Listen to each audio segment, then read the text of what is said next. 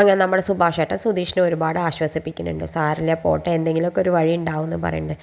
എന്തായാലും സുധീഷിനാണെങ്കിൽ വല്ലാത്ത വിഷമം. അപ്പം നമ്മുടെ സുഭാഷേട്ടനാണെങ്കിൽ വേഗം ചെന്നിട്ട് കുറേ ഭക്ഷണമൊക്കെ എടുത്തിട്ട് വന്നിട്ട് നമ്മുടെ സുധീഷിനോട് കഴിക്കാൻ പറയുന്നുണ്ട്. സുധീഷാണെങ്കിൽ കഴിക്കാൻ കൂട്ടാക്കണില്ലേ നമ്മുടെ സുഭാഷേട്ടൻ വായിലൊക്കെ കൊടുക്കുന്നുണ്ട്.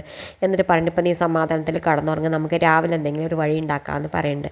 എന്തായാലും രാവിലെ നിന്നിട്ട് നമ്മുടെ നിധിയാണെങ്കിൽ വേഗം കോടതിയിലേക്ക് പോകാൻ ഒരുങ്ങുന്ന സമയത്ത് നമ്മുടെ നിധിയോട് നമ്മുടെ സുഭാഷേട്ടൻ പറയുന്നുണ്ട്, മോളെ നിനക്ക് ഒന്നും കൂടി ആലോചിച്ചൂടെ, നിങ്ങൾ രണ്ടാളും സന്തോഷത്തോടു കൂടി കഴിയണമെന്നാണ് ഞങ്ങളുടെ ഇഷ്ടം, നിങ്ങൾ രണ്ടാളും ശരിക്കുള്ള ഭാര്യയും ഭർത്താവിനെ പോലെ ജീവിച്ചൂടെ എന്നൊക്കെ ചോദിക്കുന്നുണ്ട്. ആ സമയത്ത് നമ്മുടെ നിധി പറയുന്നുണ്ട്, സുഭാഷേട്ടൻ എന്തറിഞ്ഞിട്ട് അങ്ങനെ പറയണേ, എൻ്റെയും സുധീഷിൻ്റെയും മനസ്സിൽ അങ്ങനെ ഒരു ചിന്തയില്ല, സുധീഷ് ഇത് കേട്ടാൽ ദേഷ്യപ്പെടും, സുധീഷിൻ്റെ മനസ്സിൽ അങ്ങനെ ഒരു ചിന്തയില്ല, ഞങ്ങൾ തമ്മിൽ നല്ല ഫ്രണ്ട്സാണെന്നൊക്കെ പറഞ്ഞു. ഇതാണെങ്കിൽ നമ്മുടെ സുധീഷ് അവിടെ നിന്ന് കേൾക്കുന്നുണ്ട്. സുധീഷ് ആകെ കരഞ്ഞ് വിഷമിക്കുന്നുണ്ട്. എന്തായാലും സുധീഷ് പറയുന്നുണ്ട്, നിധി നീ ഒരുങ്ങിയില്ലേ, നമുക്ക് പോവല്ലെന്ന് ചോദിച്ചിട്ട് മുഖമൊക്കെ തുടച്ചിട്ട് വരുന്നുണ്ട്. ആ സമയത്ത് നിധി പറയുന്നത്, നിൽക്കി ഒരു മിനിറ്റ് ഞാനൊന്ന് പ്രാർത്ഥിക്കട്ടെ എന്ന് പറഞ്ഞ് പ്രാർത്ഥിക്കേണ്ടത്. എന്നിട്ട് പറയുന്നുണ്ട്, എനിക്ക് എത്രയും പെട്ടെന്ന് ഈ കേസ് ഒന്ന് ഒഴിവായി വരണേ എന്ന് പറയുന്നുണ്ട്. നേരെ മറിച്ച് നമ്മുടെ സുഭാഷേട്ടൻ പറയുന്നുണ്ട്, ഇവർ രണ്ടാളും എത്രയും പെട്ടെന്ന് ഒന്ന് ഒന്നിപ്പിക്കണേ എന്ന് പറയുന്നുണ്ട്. എന്തായാലും നമ്മുടെ സുഭാഷേട്ടൻ ഇവർ രണ്ടാളും പോകണമെന്ന് കാണുമ്പോൾ വല്ലാത്ത സങ്കടമാവുന്നുണ്ട്.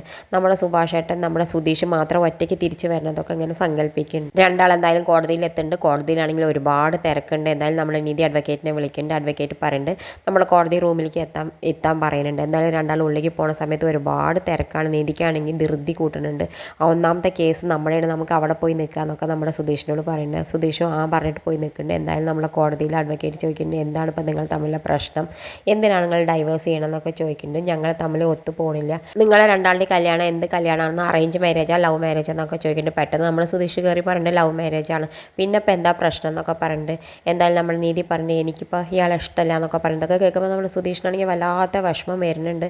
എന്തായാലും നമ്മളെ കോടതി പറയുന്നുണ്ട്, നിങ്ങളെ രണ്ടാൾക്ക് ഇപ്പോൾ തൽക്കാലം ഞാൻ കൗൺസിലിങ്ങിന് വിടാം, എന്നിട്ട് നമുക്ക് തീരുമാനിക്കാമെന്ന് പറഞ്ഞിട്ട് വിടുന്നുണ്ട്. എന്തായാലും നമ്മുടെ അഡ്വക്കേറ്റ് പുറത്ത് വന്നിട്ട് പറഞ്ഞിട്ട് കൗൺസിലിംഗ് ഒക്കെ ഒരു പേരിനാണ്, രണ്ടാളും വെറുതെ പോയിട്ട് അവിടെ പോയി പറഞ്ഞാൽ മതി, നിങ്ങൾക്ക് ഇഷ്ടമല്ല ഇനി മുന്നോട്ട് പോവാമെന്ന് പറഞ്ഞാൽ മതി എന്ന് പറയുന്നുണ്ട്. എന്തായാലും രണ്ടാളെയും കൗൺസിലിങ്ങിൻ്റെ റൂമിലേക്ക് കൊണ്ടുപോകുന്നുണ്ട്. ഇത് കാണിച്ചുകൊണ്ടാണ് ഇന്നത്തെ പ്രൊമോ അവസാനിക്കേണ്ടത്. ഇതുപോലുള്ള പ്രൊമോ വിശേഷങ്ങൾ നിങ്ങളുടെ മുന്നിൽ എളുപ്പത്തിലെത്താൻ ഈ ചാനൽ ഒന്ന് സബ്സ്ക്രൈബ് ചെയ്യാൻ മറക്കരുത്.